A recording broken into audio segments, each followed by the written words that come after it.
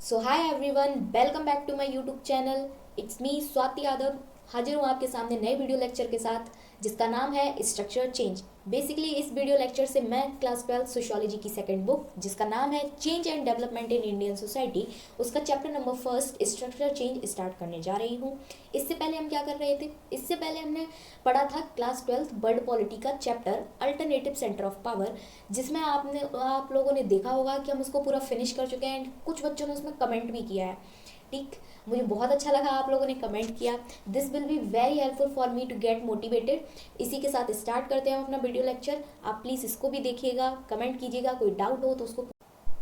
सबसे पहले मैं आपको समझाऊंगी चैप्टर की हेडिंग, क्योंकि मुझे लगता है चैप्टर की हेडिंग को समझने के बाद आप चैप्टर के अंदर का जो भी कंटेंट है उसको आप इजीली ग्रैब कर सकते हैं। ठीक, आपको समझ में आ जाएगा कि किस चीज़ का रिलेशन किस चीज़ के साथ है।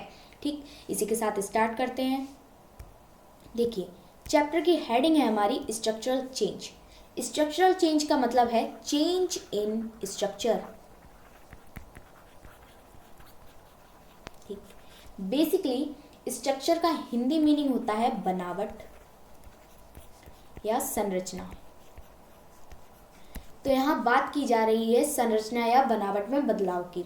ठीक, इतनी चीज़ तो हम इसके बारे में समझ चुके हैं। अब बेसिकली पॉइंट ये फंसता है कि किसके स्ट्रक्चर में चेंज होने की बात की जा रही है। ठीक, कोई तो चीज़ होगी ना जिसके स्ट्रक्चर में हम चेंज कर रहे होंगे। तो इस चैप्टर को हम अपने क्लास 12 की सोशियोलॉजी की बुक में पढ़ रहे हैं, तो आपको ये चीज़ बहुत ही अच्छे से पता होगी कि जब भी कोई चीज़ हम सोशियोलॉजी में पढ़ते हैं तो उसका डायरेक्टली रिलेशन होता है हमारी सोसाइटी से। तो यहाँ से हमें समझ में आ रहा है कि ये सोसाइटी के स्ट्रक्चर में चेंज होने की बात कर रहा है। ठीक, अब पॉइंट ये फंसता है कि हम सोसाइटी के स्ट्रक्चर में चेंज कैसे ला सकते हैं। सोसाइटी के स्ट्रक्चर में चेंज लाने के लिए उसके बेसिक कंपोनेंट्स में चेंज लाना होगा। बेसिक कंपोनेंट से मेरा मतलब है जिन चीज़ों से सोसाइटी बनी हुई है। सो बेसिकली सोसाइटी बनी हुई है सोशल इंस्टीट्यूशन से और उन इंस्टीट्यूशंस के बीच में रिलेशन से, जिनको बोला गया है सोशल रिलेशन। ठीक, अब सोशल इंस्टीट्यूशंस कौन से होते हैं? तो देखिए, आप इन सब चीज़ों के बारे में जो अभी मैं आगे बताऊंगी आप उनको 11th क्लास में भी पढ़ चुके होंगे। ठीक, और आपने जब अपनी प्रीवियस बुक की होगी तो उसमें भी आपने इनके बारे में पढ़ा होगा, तो एक आइडिया लग चुका होगा कि हम किस इंस्टीट्यूशन में किस चीज़ के बारे में पढ़ते हैं और किस इंस्टीट्यूशन में किस चीज़ के बारे में नहीं पढ़ते हैं। सो देखिए, कास्ट, फैमिली एंड किनशिप, इनको बोला जाता है सोशल इंस्टीट्यूशन। ठीक, कास्ट के बारे में हमने अपनी प्रीवियस बुक में पढ़ा ही था। फैमिली के भी बारे में पढ़ा था, हमने देखा था कि फैमिली के टाइप होते हैं। फैमिली की जॉइंट फैमिली होती है, न्यूक्लियर फैमिली होती है, फिर न्यू लोकल फैमिली होने लगी, उसके बाद ऐसे कई सारे टाइप हमने देखे थे। किनशिप के बारे में हमने पढ़ा था कि जो ब्लड के रिलेशन होते हैं। बेसिकली किनशिप का मतलब होता है नातेदारी या रिलेटिव्स। ठीक, तो हमने इसमें भी टाइप देखा था कि जिनका सेम ब्लड ग्रुप होता है उन रिलेटिव्स को क्या बोलते हैं, जो डिफरेंट ब्लड ग्रुप के रिलेटिव्स होते हैं उनको क्या बोलते हैं। ठीक, उसके बाद फैमिली में हमने मैरिज के भी बारे में पढ़ा था। ठीक, हमने ये देखा था कि जब शादी होती है तो उस घर को क्या बोलते हैं, जब जहाँ शादी होके जाती है उस घर को क्या बोलते हैं। कास्ट के लिए हमने देखा था कि हमारी सोसाइटी में हायरार्की है। ठीक, उसमें अपर कास्ट और लोअर कास्ट को डिवाइड कर रखा है, और जो सबसे लोअर कास्ट हैं उनको शूद्रास और चंडालास बोला जाता था। ये पास्ट की बात कर रही हूँ मैं। उनको शूद्रास चंडालास ऐसे करके नाम दिए जाते थे।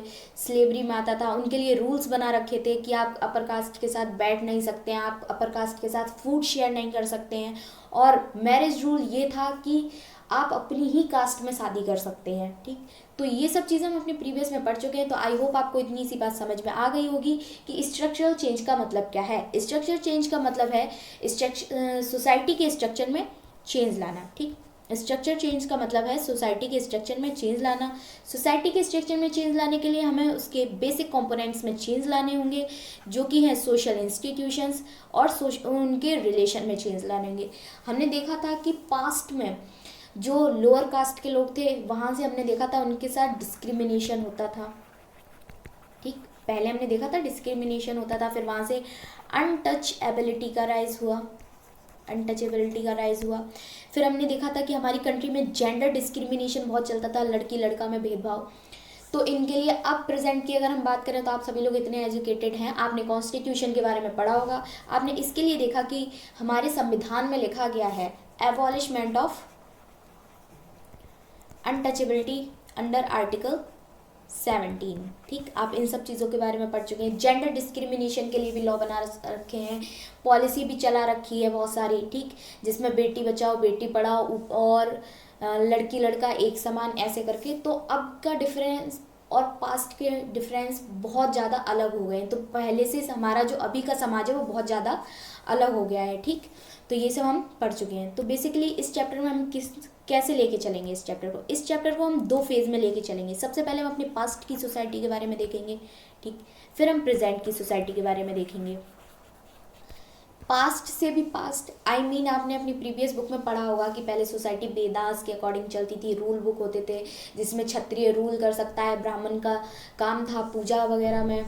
उसके बाद जो वैश्य थे, देवर ट्रेडर्स एंड जो शूद्रस थे उनको हम स्लेवर्स की तरह यूज़ करते थे। एक और वर्ग था जिनको पंचमास बोलते थे, ऐसे करके। तो पास्ट की बात हम कहाँ से लेके चलेंगे? हम पास्ट की बात वहाँ से लेके चलेंगे जहाँ से सोसाइटी में चेंजमेंट होना स्टार्ट हुआ। ठीक, तो बेसिकली सोसाइटी में जो चेंज है वो कॉलोनियल पीरियड से आना स्टार्ट हुआ। कॉलोनियल पीरियड आई होप आपको सबको पता होगा कि जब ब्रिटिशर्स इंडिया आए और उन्होंने इंडिया को अपना गुलाम बना लिया। और अभी प्रेजेंट का रिलेशन लेके चलेंगे, हम देखेंगे कि कैसे हमने अपने मॉडर्नाइजेशन को मेंटेन करके रखा है। तो बस हम इस चैप्टर को इन्हीं दो फेजेस में लेके चलेंगे और मैं आपको इस चैप्टर को एक्सप्लेन करूँगा। आई होप आपको इस चैप्टर में कोई कन्फ्यूज़न ना हो। अगर कोई भी कन्फ्यूज़न होती है do right below in the comment section, मैं आपके डाउट ज़रूर क्लियर करूँगी। सो स्टार्ट करते हैं। बेसिकली आज के वीडियो लेक्चर में हम सिर्फ इंट्रोडक्शन वाला पार्ट देखेंगे। देखिए हमें इस चैप्टर में क्या क्या पढ़ना है। हमें इस चैप्टर में बेसिकली इंट्रोडक्शन लेना है। अभी नाम जो था चैप्टर का उसको हम अच्छे से समझ चुके हैं, ठीक। उसके बाद हमें पढ़ना है कॉलोनियलिज्म के बारे में। तो इसको पढ़ने का रीज़न मैं आपको बता ही चुकी हूँ, क्योंकि यहाँ से ही हमारी सोसाइटी में जो मॉडर्नाइजेशन का टर्म हम यूज़ करते हैं ना कि हम मॉडर्न हो रहे हैं, यहाँ से ही राइज हुआ, ठीक। क्यों? क्योंकि इन्होंने ही तो इंडिया में मशीनरी सिस्टम का यूज़ करवाया था। आपने ये सब कुछ हिस्ट्री में अपने पढ़ा होगा, मैं ज़्यादा डीप में नहीं जा रही हूँ, फिर सोशियोलॉजी और हिस्ट्री में क्या अंतर रह जाएगा। फिर उसके बाद हम इंडस्ट्रियलाइजेशन देखेंगे। हम देखेंगे ये जो फैक्टर था कॉलोनियल या ब्रिटिशर्स का, ये जो फैक्टर था वो इंडिया में मॉडर्नाइजेशन ला रहा था। फिर इसकी वजह से इंडिया में अर्बनाइजेशन होने लगा। लोग एग्रीकल्चर फील्ड को छोड़ के, ठीक, एग्रीकल्चर सेक्टर को छोड़ के इधर इंडस्ट्रियल एरिया में आ रहे थे, क्योंकि यहाँ मतलब पैसे ज़्यादा मिल रहे थे, फैसिलिटी वगैरह थी, ऐसे करके। फिर उसके बाद हम देखेंगे कि इन सब बातों का कंक्लूजन क्या निकल के आता है। सो बेसिकली आज के वीडियो लेक्चर में मैं सिर्फ आपको इंट्रोडक्शन वाला पार्ट बताऊंगी। नेक्स्ट वीडियो लेक्चर में मैं कॉलोनियलिज्म समझाऊंगी आपको। उसके बाद इंडस्ट्रियलाइजेशन एंड अर्बनाइजेशन। बेसिकली ये दोनों चीज़ें आपकी चैप्टर की हेडिंग कॉलोनियल एक्सपीरियंस में ही आ जाती हैं। ओके, तो आप बिल्कुल कन्फ्यूज़न में मत रहिएगा कि ये क्या लिख दिया है। सो स्टार्ट करते हैं। देखिए इंट्रोडक्शन वाले पार्ट में हमें इंडिया के पास्ट और प्रेजेंट के फेस के बारे में बताया गया है। तो देखिए हमें ये पता है ना कि इंडिया की जो है वो बहुत ही ज़्यादा डीप और रिच हिस्ट्री है, ठीक। डीप और रिच हिस्ट्री होने का मतलब अगर ऐसे करके ले चलते हैं, जो बच्चे 12th क्लास में होंगे उनको पता होगा कि उनकी क्लास 12th हिस्ट्री के 3 पार्ट्स हैं, 3 वॉल्यूम्स हैं, ठीक। उनको हमने नाम दे रखा है एंशिएंट हिस्ट्री, जिसमें हमने हड़प्पन सिविलाइजेशन के बारे में पढ़ा। फिर हमने देखा कि वो कैसे ख़त्म हुई, कैसे, और उसके फैक्टर्स देखे उसके ख़त्म होने के। तो हमने देखा था कि आर्यन का इन्वेजन हुआ, फिर और भी ट्राइब्स वगैरह आए, वो इंडिया में रहने लगे। फिर हम पढ़ेंगे मिडेवल हिस्ट्री के बारे में, जहाँ हम राजाओं महाराजाओं के रूल्स के बारे में पढ़ेंगे, मुगल्स के बारे में पढ़ेंगे। फिर हम पढ़ेंगे मॉडर्न हिस्ट्री के बारे में। मॉडर्न हिस्ट्री में हम अपने सोशल मूवमेंट्स को पढ़ते हैं और ब्रिटिशर्स का टाइम पढ़ते हैं कि कैसे ब्रिटिशर्स के अगेंस्ट सोशल मूवमेंट चले, ब्रिटिशर्स हमारी कंट्री में क्या कर रहे थे, कैसे हमारे रिसोर्सेज को एक्सप्लॉइट कर रहे थे। तो वही बात यहाँ बोली गई है कि देखा जाए तो इंडिया की बहुत ज़्यादा लॉन्ग और रिच हिस्ट्री है, ठीक। इंडिया के पास ऐसे बहुत से पास्ट इवेंट हैं जिनको पढ़ के हम एक सोर्स ऑफ पॉजिटिविटी ले सकते हैं, तो वहीं से स्टार्ट किया गया है। बेसिकली हम इसमें सोसाइटी के मॉडर्नाइजेशन के बारे में पढ़ेंगे, कैसे सोसाइटी मॉडर्नाइज हुई। तो देखते हैं, for modern ideas need to colonial experience is very important. तो बताया गया है कि इंडिया के मॉडर्न होने में कॉलोनियल पीरियड का बहुत बड़ा रोल है। ठीक, कैसे? इसलिए नहीं क्योंकि कॉलोनियल टाइम पे सिर्फ मॉडर्न आइडियाज़ और उनके इंस्टीट्यूशंस ही इंडिया में आ रहे थे, इसलिए भी क्योंकि जो वो चीज़ें हमें सिखा रहे थे वो कॉन्ट्राडिक्टरी और पैराडॉक्सियल थी। कॉन्ट्राडिक्टरी और पैराडॉक्सियल होने का मतलब है दोगली। 10th क्लास के बच्चों ने अपनी हिस्ट्री की बुक में फ्रेंच रिवॉल्यूशन के बारे में पढ़ा होगा, रशियन रिवॉल्यूशन के बारे में पढ़ा होगा। तो ये चीज़ें तो वो हमें बहुत पहले से पढ़ा रहे थे, ठीक, जिसमें हमें वो लिबर्टी, इक्वालिटी, फ्रीडम के बारे में बता रहे थे। ठीक, ये सब वो क्यों कर रहे थे? ताकि इंडियंस जो हैं वो एजुकेटेड हो पाएँ, और जब वो पढ़े लिखे हो पाएंगे तो वो इंडिया में जो इन्होंने इंडस्ट्रियल सेटअपमेंट किया है ताकि उनमें वो काम कर पाए, और इनको काम करवाने के लिए छोटे मोटे पोस्ट की भी ज़रूरत पड़ती थी, ताकि वो, क्योंकि इंडियन सिटीजन्स को पढ़ाने का यही रोल था ताकि ये इंडिया के ऊपर अच्छे से कब्जा बना पाए अपना। ठीक, तो वही बात यहाँ एग्जाम्पल में भी लिखी गई है कि जहाँ ये हमें वेस्टर्न एजुकेशन के थ्रू लिबरलिज्म, फ्रीडम के बारे में बता रहे थे, वहीं ये इंडियंस को आज़ादी देने से मना कर रहे थे। इस चीज़ का भी डीप इम्पैक्ट पड़ा। क्यों? इस चीज़ से जब लोग ये चीज़ पढ़े लिखे होने लगे, उन्हें समझ में आने लगा कि हमारा भी बराबरी का अधिकार है। ठीक, जिस हमारी और ये कंट्री जो है वो हमारी है, वो इनकी नहीं है। ठीक, यहाँ की रिसोर्सेज के ऊपर हमारा अधिकार है, इनका नहीं, क्योंकि ये तो ब्रिटिश से आए हैं, ये इंग्लैंड से आए हैं, इनका उनकी कंट्री के ऊपर रोल है। तो जिस चीज़ के लिए नेशनलिस्ट मूवमेंट होने लगे, हम फ्रीडम के लिए लड़ने लगे। ठीक, और उसके बाद अभी प्रेजेंट में देखा जाए तो इन सब चीज़ों को देखते हुए हमारे कानून बने हैं, हमारी पॉलिटिकल लाइफ बनी है, और सबसे इम्पोर्टेंट हमारा संविधान भी इन सब चीज़ों को देखते हुए बना है। आपको याद होगा, अगर आपने हिस्ट्री में पढ़ा होगा, कि ब्रिटिशर्स के टाइम किसी को बोलने का हक नहीं था, फंडामेंटल राइट्स नहीं थे हमारे पास। तो इन सब चीज़ों को याद रखते हुए, ताकि ऐसी कोई सिचुएशन प्रेजेंट में ना आ पाए, तो हमारी जो कॉन्स्टिट्यूएंट असेंबली के मेंबर्स थे उन्होंने फंडामेंटल राइट्स को रखा है, जिनको बहुत ही ज़्यादा इम्पोर्टेंट बनाया जाता है। ठीक, उसके बाद हम देखते हैं कि हम ब्रिटिशर्स से अभी तक क्या लेके आ रहे हैं। तो हमारे पास ब्रिटिशर्स का पार्लियामेंट्री सिस्टम से मतलब है, हमारे यहाँ 2 हाउसेज है ना, लोकसभा और राज्यसभा, जिसको हम बाइकैमरलिज्म बोलते हैं। आपने कॉन्स्टिट्यूशन की मेकिंग तो पढ़ी होगी कि हमने हर किसी के कॉन्स्टिट्यूशन से आइडिया लिया और उसको अपने हिसाब से सेट करके अपने कॉन्स्टिट्यूशन में लिख दिया। तो ये जो आइडिया है वो हमने ब्रिटिशर से लिया है। ठीक, हमने इंडिया का लीगल सिस्टम भी वहीं से लिया है। पुलिस और एजुकेशनल सिस्टम, जो आज हम इंग्लिश बुक पढ़ रहे हैं ना, वो सिर्फ ब्रिटिशर्स की वजह से पढ़ रहे हैं, वरना अभी तक तो हम उर्दू पढ़ रहे होते, क्योंकि तब वही लैंग्वेज बहुत ज़्यादा काम कर रही थी। आपने देखा होगा कि जब मुगल्स इंडिया आए तो उन्होंने अपनी जहाँ से ओरिजिनेटेड लैंग्वेज को बहुत ज़्यादा प्रमोट किया। ठीक, और या तो हम हिंदी पढ़ रहे होते, हिंदी में ही सब चलता है। हालांकि यूपी बोर्ड में ऐसा होता है, लेकिन जो सीबीएसई बोर्ड का सिस्टम है, जहाँ सिर्फ सारी बुक्स इंग्लिश में चलती हैं, वो सब ब्रिटिशर्स की देन है। आप मुझे ये कमेंट सेक्शन में बताइएगा कि इंडिया में इंग्लिश एजुकेशन का सिस्टम किस ब्रिटिशर्स ने लॉन्च किया, किस ब्रिटिश एम्प्लॉय ने लॉन्च किया। ठीक, उसके बाद हमने यहाँ से फूड हैबिट्स ले रखी हैं, ड्रेसिंग सेंस में हमने यूनिफॉर्म और टाई का सिस्टम ले रखा है। तो मतलब बेसिकली हम ये देख रहे हैं कि ब्रिटिशर्स से हमने क्या क्या सीखा। ये एक आइडिया है मॉडर्न होने का। ठीक, क्योंकि इंटरव्यू देने जाते होंगे तो आपने देखा होगा सूट वूट में जाने वाला बच्चा ज़्यादा लीनियंट लगता है। और इसके बाद एक लाइन आपकी बुक में बोली गई है कि हम इन सब चीज़ों की तारीफ़ करते हैं बजाय इनकी बुराई करने के। तारीफ़ करने से मतलब है कि ब्रिटिशर्स इंडिया में आए, हमारे रिसोर्सेज को एक्सप्लॉइट किया, ठीक, हमारे ऊपर रूल किया, ऐसे करके। तो हमें इन सब चीज़ों को क्रिटिसाइज़ करना चाहिए, लेकिन स्टिल हम इन सब चीज़ों की तारीफ़ करते हैं। ठीक, फिर उसके बाद देखा गया कि इनके टाइम पे इंग्लिश का यूज़ बहुत बड़ा सोर्स बन गया था, जिसने इंडिया को आज लिटरेट होने का मतलब समझाया है। ठीक, आई मीन कहने का मतलब ये है कि इंडिया का आज का परसेप्शन क्या है, जिसको अच्छी इंग्लिश आती है वो बहुत पढ़ा लिखा है। ठीक, जैसे कटरीना कैफ को अच्छी इंग्लिश आती है तो वो बहुत पढ़ी लिखी हुई हैं। तो वो इंडिया का आज का परसेप्शन बन चुका है। इवन हमारी मोस्ट ऑफ द सर्विस में इंग्लिश स्पीकर चाहिए होगा। अब तो एजुकेशनल इंस्टीट्यूशंस में भी वही टीचर रखे जाते हैं जिनकी फ्लो में इंग्लिश चलती है, ठीक।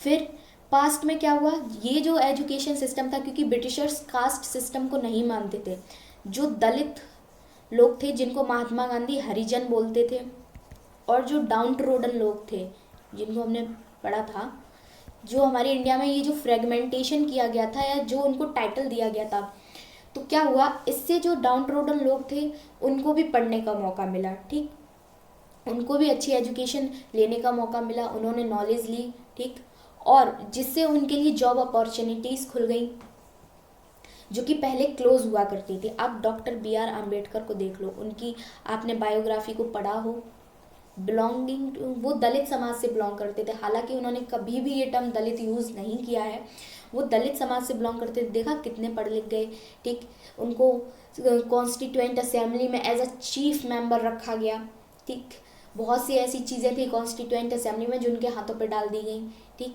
और उन्होंने इनके लिए रिजर्वेशन की बात की, जो चीज़ आज हमें देखे गए हैं रिजर्वेशन, ठीक, जो डाउन ट्रोडन लोग थे उनके लिए रिजर्वेशन की बात की, SC STs के लिए, ताकि ये भी फ्यूचर में as a good class emerge होके आ पाए। तो ये सब चीज़ें जो हैं वो हमने ब्रिटिशर से ली हैं, उनका हम प्रेजेंट में भी यूज़ कर रहे हैं। तो ये एक सोर्स है पास्ट और प्रेजेंट का। हमने इंडिया का परसेप्शन देख लिया।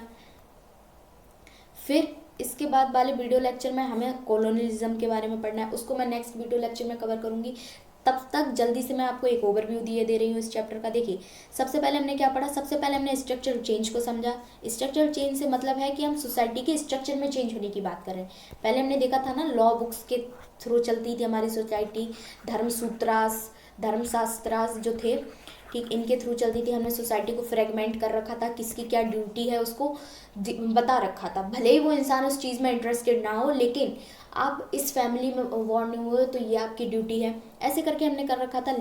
उसके बाद ब्रिटिशर्स का इंडिया में आना हुआ, उन्होंने हमें मॉडर्नाइजेशन होने का मतलब समझाया कि मॉडर्न होने का मतलब क्या है। फिर हमने सोसाइटी की सोशल इंस्टीट्यूशंस और उनके रिलेशन में चेंज देखा, ठीक। फिर हमने देखा कि टॉपिक्स में हमें क्या क्या पढ़ना है। तो इंट्रोडक्शन वाले पार्ट में हमने देखा कि हम ब्रिटिशर से क्या क्या लेते हुए आ रहे हैं। हमने देखा कि इंडिया की बहुत ही ज़्यादा लॉन्ग हिस्ट्री है। लॉन्ग हिस्ट्री होने का मतलब इंडिया पे बहुत, सिर्फ अकेले ब्रिटिशर्स ने ही नहीं रूल किया है, बहुत से लोगों ने रूल किया है। आपने देखा होगा कि स्टार्टिंग में दिल्ली सल्तनत वाले लोग थे, ठीक, स्लेव डायनेस्टी, फिर मुगल्स, ऐसे करके आपने कई सारे लोगों के बारे में पढ़ा होगा। राजा महाराजाओं ने, हमारे इंडिया के ही राजा महाराजाओं ने, बहुत सारे लोगों ने हमारे ऊपर रूल किया है। फिर हमने देखा कि मॉडर्न होने के लिए हमें कॉलोनियल एक्सपीरियंस को समझना पड़ेगा। इस मॉडर्न जो आइडिया आया है हमारी कंट्री में, उसके लिए हमें कॉलोनियलिज्म को समझना पड़ेगा। फिर हमने देखा कि मॉडर्न आइडिया इंडिया में इसलिए नहीं आया क्योंकि वो इंस्टीट्यूशंस वगैरह सेटअप कर रहे थे, ठीक, इसलिए भी हम आया क्योंकि आपको देखने को मिलेगा कि कॉन्ट्राडिक्टरी है, पैराडॉक्सियल था। हमें ये लोग आज़ादी के बारे में, इक्वालिटी के बारे में पढ़ा रहे थे, और हालांकि हमारे ही ऊपर ये कब्जा किए बैठे थे और हमें आज़ादी देने से मना कर रहे थे। उसके बाद हमने देखा कि इन सब चीज़ों से नेशनलिस्ट मूवमेंट आया, हमें एक होने की भावना समझाई गई, ठीक। उसके बाद हम आज़ाद हुए, फिर हमने अपनी लॉज बनाए, पॉलिटिकल लाइफ को एक अच्छे एजेंडास के साथ सेटअप किया, हमने अपने कॉन्स्टिट्यूशन को लिखा। फिर हमने देखा कि हमने बहुत सी चीज़ें ब्रिटिशर से एक आइडिया ले रखा है कि पार्लियामेंट्री सिस्टम को कैसे बनाना चाहिए, लीगल और पुलिस सिस्टम और एजुकेशनल सिस्टम को कैसे रखना चाहिए इंडिया में। हमने उनसे फूड हैबिट्स, ड्रेसिंग सेंस लिए हैं, ठीक। वही बात बोली गई है, आपने पॉलिटी में पढ़ा होगा कि इंडिया के लिए मॉडर्न होने का मतलब क्या है। इंडिया के लिए मॉडर्न होने का मतलब है बेस्ट की तरह होना, ठीक। बेस्ट की तरह होने का मतलब कि बहुत ज़्यादा इंडस्ट्रियलाइजेशन हो जाना। हम लोग कहते हैं ना कि बेस्ट में जो कंट्रीज़ हैं वो बहुत ज़्यादा डेवलप है, ठीक, वो बहुत ज़्यादा मॉडर्न है। तो ये जो परसेप्शन है वो इंडिया का है। तो हमने ये सब चीज़ें देखी। उसके बाद हमने देखा कि ब्रिटिशर्स का इंडिया में आने पे क्या इफ़ेक्ट पड़ा। हमने देखा कि आज के टाइम पे इंग्लिश का use a source of literate person माना जाता है। जिसको जितनी ज़्यादा इंग्लिश आती है उसे उतना ही पढ़ा लिखा माना जाता है, ठीक। और बहुत सी जगह इंग्लिश की डिमांड भी हो रही है। क्या मतलब बच्चे ज़्यादातर आप देखेंगे एस्पिरेंट, UPSC एस्पिरेंट को, तो they used to give their interview in English. उसके बाद दलित्स का हमने देखा कि दलित्स को इनसे बहुत ज़्यादा फ़ायदा हुआ। जहाँ हमारी सोसाइटी उनको बैकवर्ड में रखती थी, उनको भी एजुकेशन लेने का मौका मिला, ठीक, लिटरेट होने का मौका मिला, उनके लिए भी जॉब अपॉर्चुनिटीज़ खुली। तो ये सब चीज़ें हमने पढ़ा, ब्रिटिशर्स के टाइम से हमने क्या लिया है और किसको हम लेके चल रहे हैं, ठीक। पास्ट और प्रेजेंट का हमने रिलेशन, ये हमने पढ़ा। ये आपकी बुक के सिर्फ 2 पन्ने हैं, 2 पेजेस हैं, उनका मतलब इंट्रोडक्शन वाला पार्ट है। आप इसको वीडियो लेक्चर को देखने के बाद अगर आप बुक पढ़ते हैं तो आई होप आपको समझ में ज़्यादा नहीं 3 पास तो आ ही जाएगा। हालांकि इसके बाद आपको कोई डाउट हो please do right in the comment section, मैं ज़रूर क्लियर करूँगी। Thank you for watching.